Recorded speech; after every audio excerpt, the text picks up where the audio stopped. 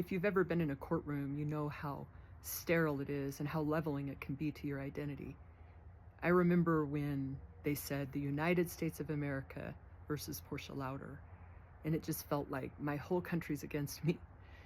And then they started reading off the indictment, and it was just like, you kind of carry that stuff with you, and it really affects your identity. And I'm guessing that there's going to be comments on here that are going to say, don't do the crime if you don't want to do the time. So I'm not asking for pity. It's more just a recognition that how difficult it can be to come back from this experience.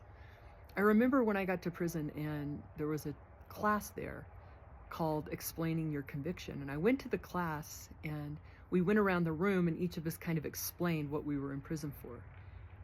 And there were women that were like grown women who were tough on the rec yard that would start explaining that courtroom experience and they would cry. Like it was that devastating for us. We carried that stuff with us. So I wanted to help teach the class. So I remember the teacher saying, okay, Louder, explain your conviction. Initially I was like, well, it's money laundering, wire fraud, mail fraud, 19 counts. And he's looking at me, he goes, you sound like a crime boss. What did you do? And I said, well, I got involved in illegal real estate deals. The appraisals were high and I borrowed too much money. And he goes, why don't you just say that? And it was such a relief to me that I didn't have to explain it the way the government explained it. It was just, I got involved in 2008 during the crash, some real estate deals that were overvalued, the appraisals were high, and I borrowed too much money.